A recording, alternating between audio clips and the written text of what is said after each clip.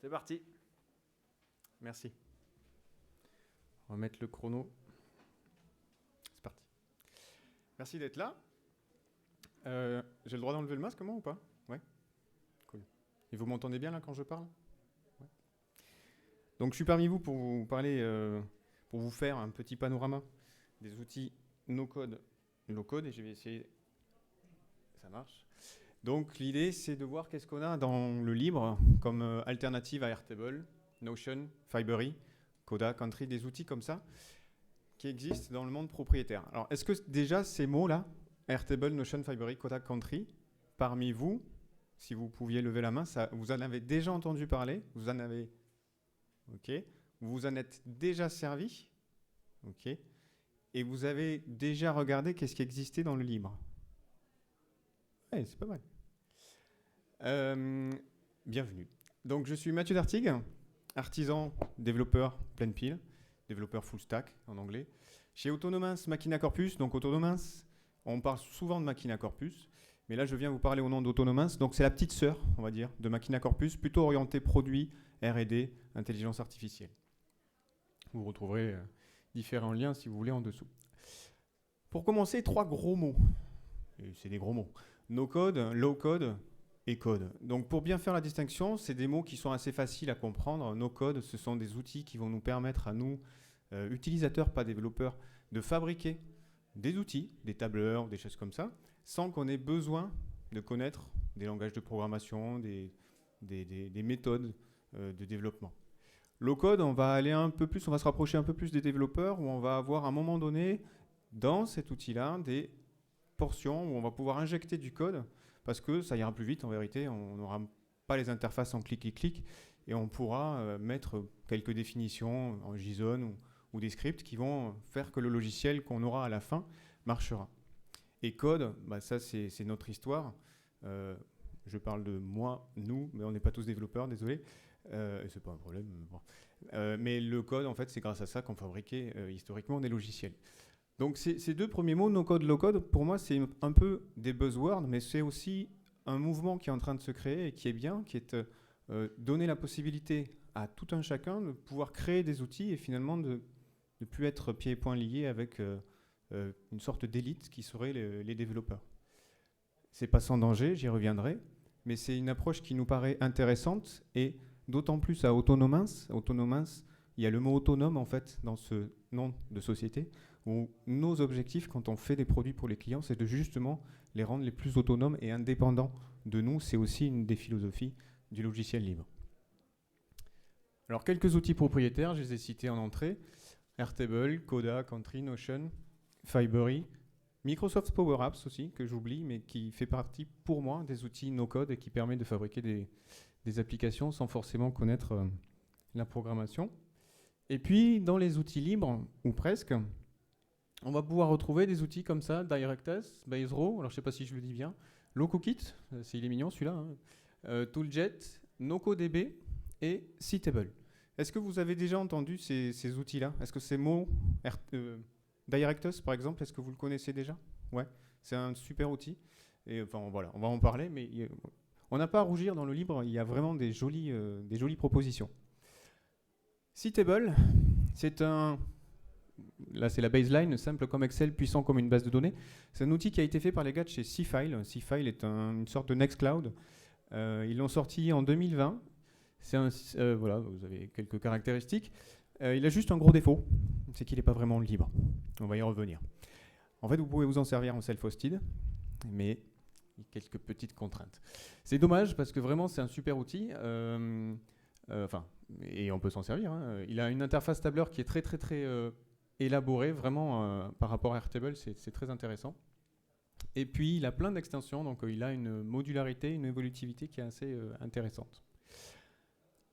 Je passe assez rapidement, je ne vous ai pas dit le plan, mais en fait après on va rentrer en détail sur des critères d'analyse de ces différents outils. Et comme j'ai pas beaucoup de temps, je vais essayer d'être le plus clair possible. Baserow, c'est une alternative qui est née en 2019-2020. C'est néerlandais. Il y a 2 licences. En fait, vous allez avoir un modèle qui est libre, en Community Edition, on va dire, et puis une autre partie qui est premium. Et c'est une alternative à Airtable. C'est comme ça qu'ils se définissent. Donc on a une approche tableur qui est assez épurée. Les fonctionnalités sont parfois limitées, mais en tout cas, elles sont bien implémentées et très bien documentées. NocoDB, qui a popé il n'y a pas si longtemps que ça, mais qui est basé sur un historique de 2017, c'est pareil, c'est une alternative à Airtable. On retrouve une approche tableur et, pardon, bon, il n'y a pas d'autre capture, mais on va avoir sur la droite, alors hop, ici là, on va avoir la possibilité de disposer l'information sous différentes vues. Tooljet, qui est pas vraiment un Airtable, c'est un outil qui permet de fabriquer des outils et qui se définit comme un framework low-code. Alors c'est difficile à expliquer en français, mais c'est voilà, un atelier logiciel.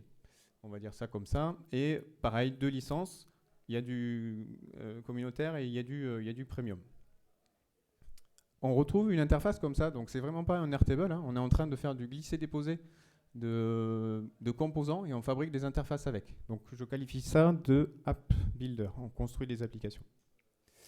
Directus, donc lui, il est un peu hybride, on y reviendra. Instant API, donc en gros, ça va fabriquer une petite application et une API par rapport à une base de données. Ils sont une dizaine et c'est un projet finalement qui existe depuis très longtemps. Par contre, la V9, elle est sortie récemment. Je pense qu'elle n'est toujours pas d'ailleurs officielle. C'est toujours une release candidate ou c'est en cours de finalisation. Et il y a pas mal de développeurs. Et il y a un vrai business model derrière, mais c'est du full open source. On retrouve, c'est pas une interface spreadsheet, c'est pas une interface tableur. On va définir des bases de données et puis on va avoir, si j'y arrive, ouais, une vue tabulaire, certes, mais on va pas pouvoir la modifier directement. J'ai pas mis la capture. Non, j'ai pas mis la capture. En fait, ici, on va pouvoir aussi changer la forme, le layout, on va dire, de la donnée. Et puis le petit dernier, alors on vous en parle parce que c'est un petit peu notre bébé. Donc LocoKit, qui a été sorti, qui a été libéré vraiment très récemment. C'est un travail qu'on a entamé chez nous à Autonomous en fait depuis un petit temps, une petite année, avec un projet qu'on a géré avec Olivia. Et en gros, lui, l'idée, c'est d'être un petit peu à cheval entre le spreadsheet et le app builder. Et on y reviendra après. Donc on retrouve une interface tableur et on a aussi une possibilité de créer des applications où on va parler de blocs. Donc là on affiche un bloc carte où on va afficher des points d'une certaine manière et un formulaire et les deux sont interconnectés ensemble. Vous jouez sur la carte, ça a un reflet sur le formulaire, il y a des communications interblocs. C'est un peu plus avancé qu'un simple tableur. On rentre un petit peu dans l'analyse, je ne sais pas combien je suis. 7 minutes, bon. On a défini en fait plein de critères d'analyse sur ces outils. C'est une étude qu'on a faite. Là, je vous livre en fait le résultat, mais c'est une petite étude qu'on a faite chez Makina parce que c'est un sujet qui nous intéresse et on voulait le proposer à l'Open Source Experience. On a défini ces 6 critères. Premier critère, comment ça se comporte par rapport au logiciel libre? On est libre, on n'est pas libre? Quelles sont les licences qu'il y a derrière? Les usages qui ont été testés, on va dire, est-ce que c'est ergonomique? Est-ce qu'on a une bonne documentation? Les différentes fonctionnalités au niveau du tableur, au niveau de l'app builder. Est-ce que c'est évolutif? Est-ce que c'est performant? Est-ce que c'est interopérable? Est-ce qu'il y a une version un petit peu responsive, progressive web app? Parce qu'on peut imaginer un usage en mobilité. Ça sera pour, quand vous le relirez plus tard, vous aurez la légende. Alors, côté logiciel libre. Bon, donc là, on a le mauvais élève. C'est pas forcément un souci, mais pour nous, en tout cas, ça l'est. Quand on essaye de faire des produits libres ou quand on essaie de livrer des projets à des clients avec des briques libres, là, on est bien embêté. Donc, Citable, il est avec une licence propriétaire. Alors, c'est un peu compliqué, donc je vous invite à regarder le lien GitHub quand vous aurez le temps. Mais il y a une partie qui est libre et une partie qui n'est pas libre. Mais le cœur lui-même n'est pas libre. Donc, pour nous, c'est un vrai problème. Il y a des logiciels qui sont full open source. J'ai essayé de les mettre en valeur. Donc, on a Directus, NocoDB et LocoKit. Et puis, il y a d'autres où ils ont le double modèle. Donc tous sont en auto-hébergement, vous pouvez les héberger sans difficulté. Vous aurez des limitations sur Citable, vous serez limité sur des imports de fichiers à 10 000 lignes, alors que vous avez un fichier de 30 000 lignes. Ah ben non, ça passe pas, c'est embêtant, nous ça nous embête. Et puis voilà, il y en a qui ont du SaaS, il y en a qui n'en ont pas. Donc les 3 libres, purement libres, c'est Directus, NocoDB et LocoKit, ça c'est un choix qu'on a fait. Au niveau des usages, donc, j'ai enlevé Citable pour le reste de l'analyse. Si vous avez besoin d'un peu plus d'informations, à la fin de la présentation, j'ai quand même gardé les plus et les moins. Il y aura des informations sur Citable. Parce que malgré tout, ça reste un super outil. C'est juste que ce critère du libre nous bloque, en tout cas chez nous. Donc dans les usages, je ne vais pas tous les faire, mais ce qui compte, c'est qu'au niveau de l'installation, vous avez l'autonomie. Vous avez l'autonomie pour les installer chez vous, vous pouvez faire du self-hosting. Donc ça, pour nous, c'est important. Au niveau des documentations, la majeure, ils ont des documentations assez bien faites. L'ergonomie, bon, sur nos CodeB, on a un petit peu partagé parce que on ne peut pas l'utiliser sur des projets clients, typiquement, parce que c'est un peu trop fun de temps en temps. Et puis il y a des bugs et il y a des fonctionnalités qui ne marchent pas. Alors on n'est pas allé plus loin que ça. Peut-être que la communauté elle est top derrière. On n'a pas creusé jusqu'à ce niveau-là. Chez Baserow, on la note, on ne peut pas mettre des plus sur ce tableau, mais elle est épurée et elle est vraiment chouette. Elle est très chouette comme interface. Vous n'allez pas perdre le nord. Chez DirectOS, elle est bien, elle est très cohérente. Depuis 2004, bon, bah, ça va, ils connaissent bien. Et la refonte qu'ils ont fait en V9, elle est très agréable. Mais on se dit que pour un usage no-code, low-code, même si elle est agréable et cohérente, elle est peut-être difficile d'accès pour des utilisateurs qui n'ont pas les compétences de développeurs. C'est pas du code, mais quand même on parle de vraies bases de données derrière. Donc il y a des index, il y a des default values, il y a des choses que nous on connaît en tant que développeurs, mais qui peut-être sont difficiles d'accès. Voilà, c'est des petits bémols, hein, ça reste quand même des super outils. Au niveau des développeurs, on a des Swagger, sauf sur ToolJet, qui est pas vraiment un spreadsheet, hein, donc ça se comprend. Au niveau des fonctionnalités, donc on va s'attacher à, je les ai déclinées de différentes manières. Sur le spreadsheet, donc le tableur, un critère important chez nous, en tout cas, c'est la gestion des permissions. Donc les permissions au niveau de vos utilisateurs, au niveau de vos groupes d'utilisateurs, est-ce que vous allez pouvoir définir des ACL, les Access Control List, ou des permissions, qui vont gérer finement l'accès à la donnée par rapport à tel groupe d'utilisateurs ou tel utilisateur. Donc on les décline en permission de ligne et en permission de colonne. Est-ce que ça c'est gérable dans DirectOS? Ouais. Et qui le fait d'autre? Bah, finalement, il y a Baserow qui va le faire en mode premium et LocoKit qui le fera en mode 100% libre. Au niveau des colonnes, bah, là il n'y a que DirectOS en vérité qui le fait. Nous on est en cours d'implémentation, mais actuellement il n'y a que DirectOS. Au niveau des imports de fichiers, CSV, JSON, bah, finalement c'est Baserow qui fait correctement le boulot. Donc il y a une très très bonne... Enfin c'est un super outil aussi. Il n'y a que des bons outils en vérité là. Hein. Ils ont des avantages et des inconvénients. Et au niveau des formulaires, si vous avez besoin de sortir les formulaires de votre application, tous le font. Les exports, ToolJet, forcément c'est toujours un peu compliqué, mais c'est un app builder, c'est pas un spreadsheet. Au niveau des données gérées, donc données gérées, c'est en gros qu'est-ce que vous allez pouvoir mettre. 2 minutes? Oh merde. Hein? Un peu plus? Ouais, un peu plus, pas beaucoup plus. Au niveau des données gérées, donc qu'est-ce que vous allez pouvoir mettre dans vos tables au niveau du spreadsheet? On va avoir des relations, des lookup columns, des rollup columns. Je ne sais pas si ces vocables vous parlent, mais en gros, c'est comment vous allez pouvoir configurer vos différentes tables, rapatrier des données qui proviennent d'autres tables, toujours avec du clic-clic-clic. Hein. La gestion des formules, donc calculer que 1 plus 1, ça fait 2, mais avec des données qui proviennent de colonnes ou de tables distantes. Des géométries, donc est-ce que je suis capable d'afficher des polygones, des points ou des choses comme ça sur une carte. Et la gestion des fichiers, est-ce que je peux uploader des fichiers? Donc on voit quand même que globalement, NoCoDB fait beaucoup de choses, enfin, il fait tout. Je n'ai pas mis là que des fois ça bug un petit peu, mais dans l'ensemble, en termes de fonctionnalité, il est vraiment très avancé. Je ne vais pas vous mentir, on essaye aussi, nous, côté LocoKit, d'avoir certaines de ces fonctionnalités, parce qu'elles sont utiles à nos utilisateurs. Et là où ça pêche, bah, c'est toujours ToolJet et Baserow. Alors ToolJet, pourquoi? Parce que bah, ce n'est pas un spreadsheet, c'est un app builder. Et Baserow, ça ne fait pas partie pour l'instant de leur roadmap. Je pense que ça va venir par contre. Et les géométries, Baserow, je pense que ça arrivera pour le coup, un jour. Mais on va attendre un petit peu. Côté style de vue proposé, donc est-ce que vous pouvez présenter la donnée sous forme tabulaire, sous forme de carte, sous forme de calendrier, sous forme de Kanban? Encore une fois, NoCoDB, champion du monde, avec DirectOS qui le colle pas très loin. Il manque le Kanban, mais ça va arriver. Alors l'icône est faux d'ailleurs. Ça veut dire c'est planifié. Et là, j'ai dit que c'est pas du tout planifié. C'est pas vrai. Ça arrivera le Kanban. Côté Baserow, on les retrouve, mais en mode premium. C'est prévu. D'ailleurs, ça va pas tarder. Normalement, c'était prévu pour octobre ou novembre, je crois. Voilà. Et bon. ToolJet qui est au milieu. Par contre, côté App Builder, ToolJet se rattrape puisque justement, c'est là où on va pouvoir le mettre en valeur avec le fait qu'on puisse construire une application et qu'on puisse faire communiquer des blocs entre eux, c'est-à-dire la gestion des événements. S'il y a une action qui est effectuée sur ce bloc, est-ce que je peux faire autre chose sur les autres morceaux de mon application?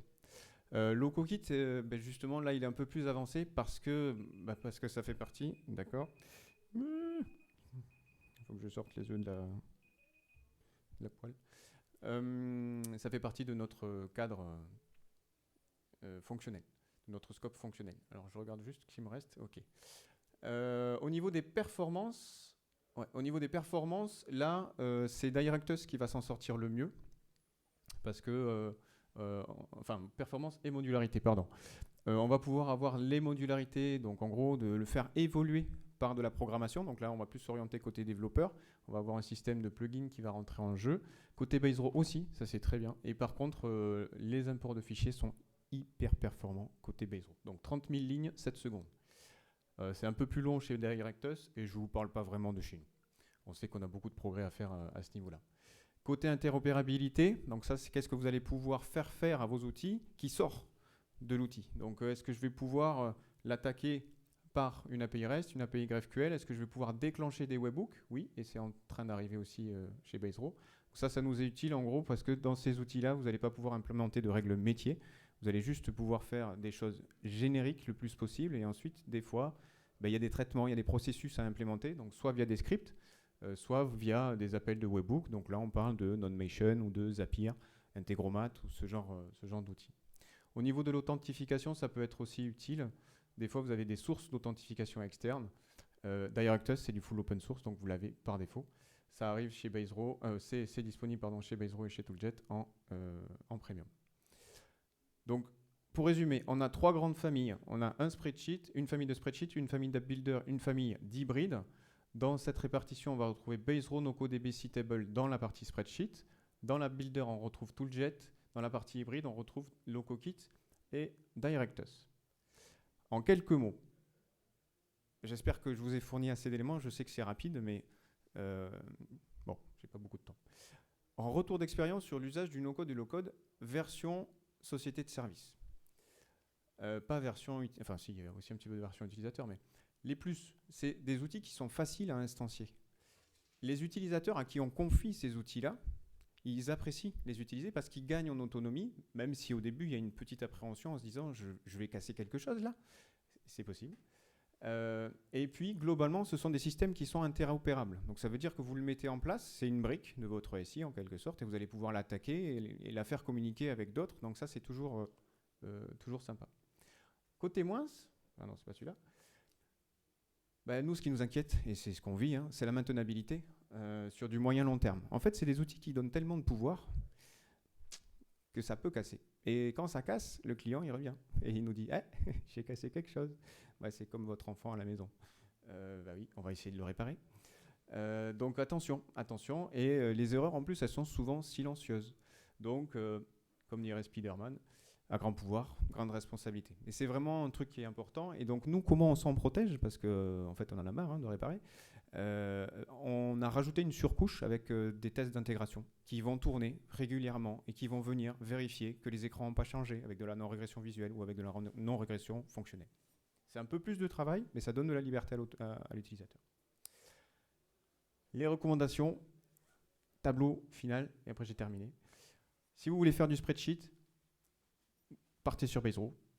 Si vous voulez du spreadsheet over SQL, c'est-à-dire si vous voulez que votre tableur soit câblé à une vraie base de données SQL, là, on va plutôt choisir, alors LocoKit, c'est pas adapté, Tooljet, c'est pas vraiment un spreadsheet, mais il fait du SQL directement, ça c'est mieux. NoCoDB, il est vraiment sur une vraie base de données, donc là vous allez pouvoir l'exploiter avec d'autres outils de data viz, et DirectOS aussi. Si vous avez besoin de gérer les ACL, alors au niveau des lignes, c'est DirectOS ou LocoKit, et au niveau des champs, des colonnes, on va plutôt se retrouver les mêmes d'ailleurs. Et ça, c'est en train d'arriver sur Basedraw en mode premium. Ça va, je ne sais pas si c'est la fin de l'année. Et si vous avez besoin, en plus d'avoir un app builder, là vous avez DirectOS, Tooljet et LocoKit qui le font. Donc après vous combinez, vous prenez vos petits trucs dont vous avez besoin et puis ça peut vous aider. C'est tout. Merci et surtout merci. Je ne sais pas si c'est diffusé en direct, mais Merci à Aline, alors elle n'est pas là, mais c'est grâce à elle que vous avez beaucoup de ces informations. C'est une collègue, je tenais juste à la remercier publiquement parce qu'elle a beaucoup participé au test de ces outils, donc c'est un travail. Je suis là pour vous le présenter, mais derrière, il y a du monde. Sur les slides, vous retrouverez les plus et les moins. Donc là, vous avez les différents outils où on a essayé de compiler l'ensemble des éléments que je vous ai résumés dans les différents tableaux. Merci à vous.